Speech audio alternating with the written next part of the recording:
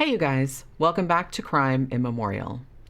In May of 2010, a young woman named Shannan Gilbert made a frantic phone call to 911, insisting that someone was after her. Shannan was an escort who advertised on Craigslist, and she was last seen fleeing from a client's home in Oak Beach, New York, and subsequently disappeared. Now, during the search for her, investigators stumbled across something that they weren't expecting. 4 dead bodies, none of which was Shannan's. 6 more bodies would turn up as the search went on, and at this point, it was starting to become clear that a serial killer had been using this area as a dumping ground for some time. Though no one is really certain who this individual is or how long that they've been operating, the culprit, who is variously known as the Long Island serial killer, the Gilgo Beach Killer, or the Craigslist Ripper, is believed to be responsible for between 10 and 16 murders and may still be at large. This is the case of Lisk.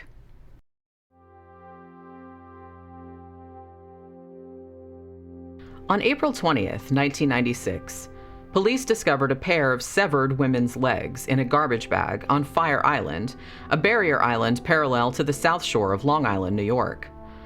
For 15 years, these partial remains stayed on ice, their only distinguishing feature being a surgical scar on the left leg. Then, in April of 2011, a skull was found on Tobay Beach on Jones Beach Island, and DNA evidence linked the skull with the severed legs discovered in 1996. This unidentified victim was initially referred to as Fire Island Jane Doe, but by the time 2011 had rolled around, authorities had come to the sobering realization that this woman, whoever she was, might have been yet another casualty of the purported serial killer seemingly targeting sex workers in and around the communities of Long Island. And as such, the victim was renamed Jane Doe No. 7. Long before this realization, however, bodies had begun to stack up. On June 28, 1997, a hiker making his way through a wooded area of Hempstead Lake State Park in Lakeview, New York, happened upon a large green Rubbermaid container lying just west of Lake Drive and north of Peninsula Boulevard. Inside the container was the dismembered torso of a woman, along with a floral pillowcase and a red towel. Investigators conducted a thorough search of the area in an attempt to locate the rest of the body, but the head, arms, and lower legs of the victim have never been found. Because of a distinctive tattoo the woman sported on her left breast, of a 2-inch wide heart-shaped peach with a bite taken out of it and 2 droplets dripping from the middle, police dubbed the unknown victim Peaches. The only other distinguishing feature was an abdominal scar, presumably from a cesarean section. The woman was believed to be black or mixed race, and somewhere between 16 and 30 years old. She was thought to have been murdered no more than 3 days before her partial remains were found. After authorities published a photograph of the woman's tattoo in a nationwide tattoo magazine, an artist named Steve Cullen from Connecticut contacted police and said that he remembered giving the tattoo to a young black woman, approximately 19 years old, who had come into his shop accompanied by her aunt and her cousin. She had reportedly told him that she was from Long Island or the Bronx, but that she was in Connecticut staying with relatives because she was having problems with her boyfriend. Despite this promising lead, the young woman's identity remained a mystery. Then, in 2011, another set of partial skeletal remains was recovered in Jones Beach State Park, about 13.5 miles from where the torso had been dumped. 5 years later, these bones were definitively linked to Peaches, as were 2 gold bracelets found alongside the fragments. What's more, the remains of a 1 to 4-year-old child, found at around the same time in nearby Gilgo Beach, were proven via DNA to be Peach's child. The site where the toddler's remains were discovered also yielded a gold necklace and gold hoop earrings, believed to belong to Peaches. The infant is known only as Baby Doe. In late November of 2000, another set of partial remains was discovered in Manorville on Long Island. The remains consisted only of a woman's torso wrapped in garbage bags, and the victim was given the name Manorville Jane Doe. More than a decade later, in April of 2011, a pair of hands, a right foot, and a severed head were found at a dump site near Gilgo Beach, and though this victim was at first dubbed Jane Doe No. 6, DNA later demonstrated that these dismembered remains all belonged to a single person. In 2020, this individual was finally identified as 24-year-old Valerie Mack, sometimes known as Melissa Taylor, an escort who had been living in Philadelphia in 2000. According to her family, Valerie had last been seen alive in Port Republic, New Jersey, sometime in the spring or summer of 2000. Years later, in late July of 2003, yet another set of partial remains was discovered in the same area of Manorville, Long Island. This victim was found lying on a pile of wood scraps with a sheet of plastic beneath her. Her head and hands were missing, and it appeared as though her killer had used a sharp object to mutilate a tattoo on her body, most likely to make identification more difficult. But unlike many of the other victims, this woman was identified the same year she was found. She was 20-year-old Manhattan sex worker Jessica Taylor, who had last been seen near the Port Authority bus terminal in Manhattan only 5 days before her dismembered torso was discovered. In late March of 2011, her skull, hands, and one forearm were found near Gilgo Beach. On July 9, 2007, 25-year-old escort and mother of two, Maureen Brainerd Barnes, left her home in Norwich, Connecticut, and told a friend that she was planning to spend the day in New York City, meeting a client at a Super 8 motel in Manhattan. She subsequently vanished. Not long after she disappeared, her friend, Sarah Carnes, claimed she received a strange phone call from a man who refused to identify himself and told her that Maureen was staying at a Queens brothel. He stated that he would call back later and tell Sarah where this brothel was, but he never did. In December of 2010, though, her strangled body was discovered on Long Island. It was almost certain that she had been murdered shortly after she had gone missing. Almost exactly 2 years later, 24-year-old Melissa Barthelemy, a Craigslist escort from the Bronx, met with a client, deposited her $900 fee into her checking account, and vanished. It was July 12, 2009. A week after she disappeared, her sister Amanda, who was only a teenager at the time, started receiving an increasingly disturbing series of phone calls from a man using Melissa's cell phone. The caller asked whether Amanda was a whore like her sister, and later told the girl that her sister was dead and that he was planning to watch her rot.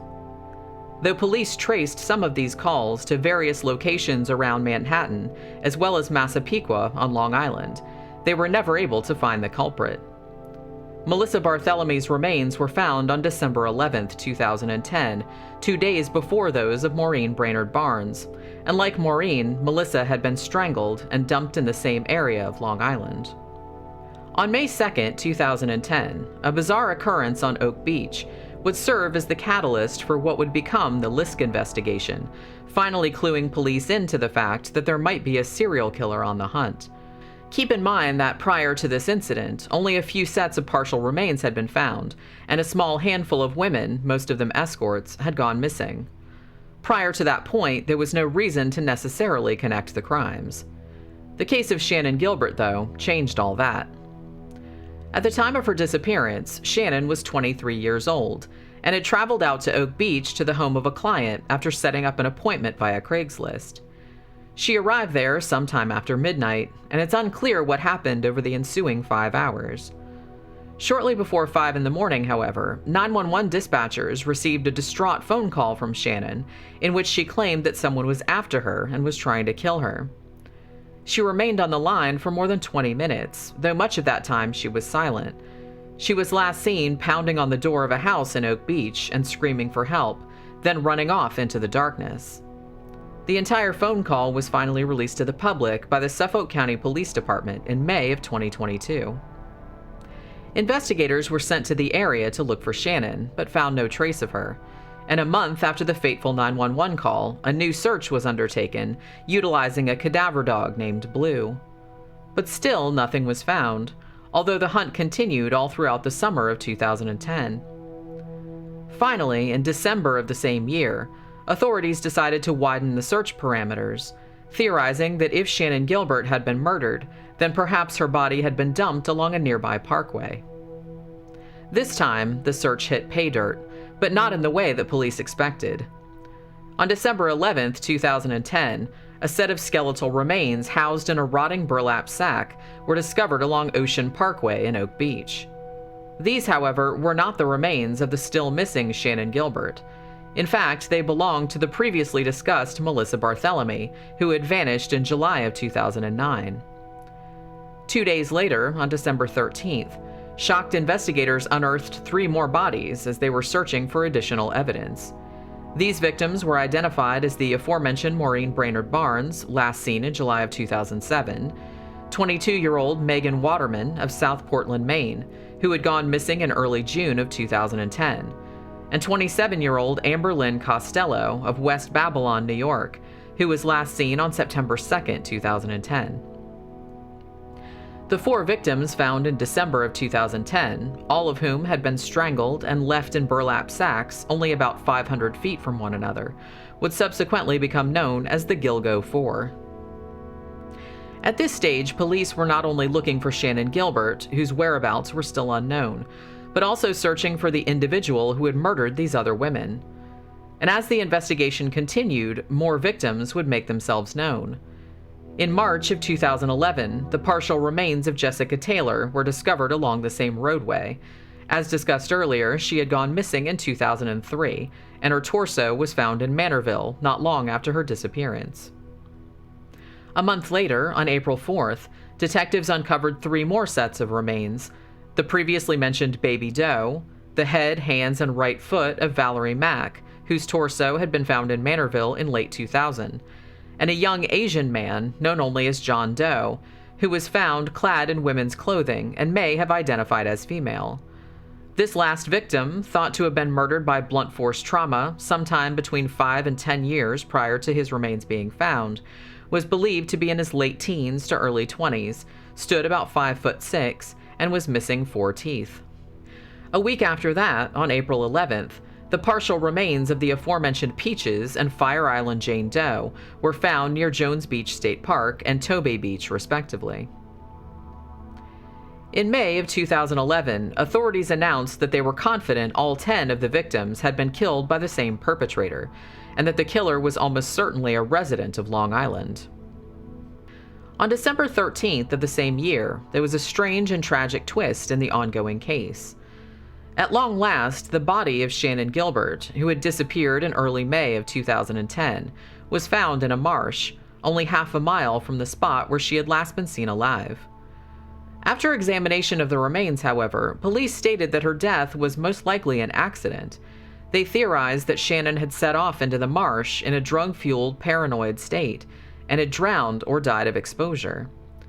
Shannan's mother staunchly believed that her daughter was murdered by the same individual who had killed the other 10 victims, though, and she sued the Suffolk County Police Department in November of 2012. Another forensic pathologist, Dr. Michael Baden, was brought on for a second opinion, and in his view, it was absolutely possible that Shannan had indeed been the victim of a homicide. He pointed out that her hyoid bone was damaged, suggesting strangulation, and noted that her body had been found face up, which was unusual for the victim of a drowning. According to the official police report, however, Shannan's cause of death is still considered accidental or inconclusive. In an even more bizarre development, Shannan's mother Mary was herself murdered on July 23, 2016. Her other daughter Sarah was arrested and charged with the crime. There are several other possible victims of the Long Island serial killer, though their inclusion in the tally is not yet confirmed. One of these is 19-year-old Tina Foglia, who vanished on the 1st of February of 1982 while hitchhiking to a concert. Her dismembered body was found 2 days later, encased in 3 separate garbage bags along a highway in Suffolk County. The DNA of an unknown male was recovered from the bags. Another potential victim is 16-year-old Jacqueline Smith, last seen alive going to visit friends near her home in Brooklyn on August 7, 1999. Her torso was discovered in Rockaway Beach on June 20, 2000. 25-year-old Andre Isaac, a drag queen who performed under the name Sugar Bear, disappeared from East New York in November of 2002. His torso was recovered on December 17th of the same year in Queens. In late January of 2003, his severed head was found in a pond in Moriches, in Suffolk County. He had a single bullet wound in the temple. His arms and legs were later found a few miles away. The torso of an unidentified Hispanic or light-skinned black woman, nicknamed Cherries after a distinctive tattoo on her left breast, was found in a suitcase that had washed up on a beach at Harbor Island Park on March 3, 2007. She had been stabbed to death. One of her legs was recovered from Cold Spring Harbor on March 21st, and the other in Oyster Bay the following day. 39-year-old Tanya Rush went missing from Brooklyn as she was walking toward a subway station at 3 o'clock on the morning of June 23, 2008. Her dismembered remains were discovered inside a suitcase in Belmore, New York, 4 days later. A set of unidentified skeletal remains, possibly belonging to an Asian woman between 20 and 30 years old, were found near Oyster Bay on January 23, 2013.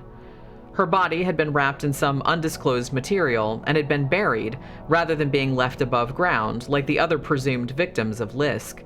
She was wearing a 22-carat solid gold pig pendant. During the course of the investigation into the disappearance of Shannan Gilbert, several suspects emerged as candidates for the Long Island serial killer. One of these was Oak Beach resident Joseph Brewer, the man who had hired Shannan as an escort on the night she vanished. When police questioned him, he stated that Shannan had arrived at his house and had immediately started acting strangely. Shortly afterward, he claimed she had fled the residence in a panicked state. Though Brewer was investigated thoroughly, police could find no evidence that he had anything to do with Shannan's death. Another individual from the same neighborhood came to the attention of authorities only 2 days after Shannan went missing. This was a former doctor by the name of Peter Hackett, who lived near Joseph Brewer and had formerly worked for the Suffolk County Police Department as a surgeon. Shannan's mother, Mary Gilbert, told police that Peter Hackett had called her 2 days after Shannan went missing and told her that he ran a home for wayward girls and was looking after Shannan, giving her some medication to calm her down. This seemed obviously suspicious, and even more suspiciously, Hackett called Mary again 3 days after that, denying that he had made the first phone call and saying that he had never met Shannan before in his life. It also seemed significant that the spot where Shannan's body and personal effects would eventually be found was directly behind Hackett's property. Mary Gilbert sued Hackett in late 2012, alleging that Hackett had given drugs to Shannan that may have led to her death, but the suit was dismissed due to lack of evidence. Police later discovered that Hackett had a long history of inserting himself into investigations in order to get attention, and eventually they discounted him as a suspect. A man named James Bissett was also considered a person of interest, largely because he committed suicide in his car only 2 days after Shannan was found dead. There was also the interesting detail that he owned a plant nursery business that supplied burlap to many other businesses in the area. Several of the victims of the Long Island serial killer had been found inside burlap sacks. James Burke, the former Suffolk County Police Chief, was also among the suspects, due to the fact that he had reportedly interfered with the FBI's investigation into the Lisk case during his tenure. Burke also had a criminal record. In late 2016, he received 46 months in prison after assaulting a man he had taken into custody for theft. There were also allegations from an escort known only as Leanne that Burke had been at a party in late 2016 at which he had physically assaulted another escort that he had paid for sex. Perhaps the most compelling candidate for the unknown killer, however, is a man named John Bitrolf, who was named as a suspect in 2017. Bitrolf was arrested in 2014 after his DNA was discovered on the bodies of 2 murdered women, Rita Tangretti, whose body was found in 1993, and Colleen McNamee, whose body was found in 1994. The manner in which the victims were killed bore a suspicious resemblance to the modus operandi seen in the Lisk slayings. Furthermore, Bitrolf lived only a few miles away from where the remains of Valerie Mack and Jessica Taylor were found, and authorities also deemed it relevant that Bitrolf was a carpenter and had access to tools that could be used for dismemberment. Lastly, one of the Lisk victims, Melissa Barthélemy, was best friends with the daughter of Rita Tangretti, who had been slain by Bitrolf in 1993.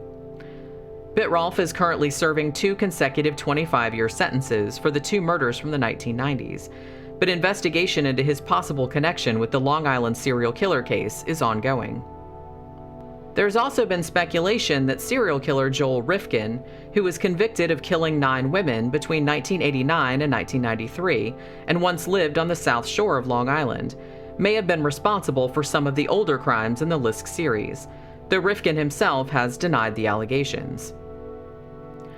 The unknown predator responsible for some or all of the gruesome and unsolved murders is most likely a white male with some knowledge of law enforcement techniques, access to burlap bags, and a familiarity with the area around Long Island.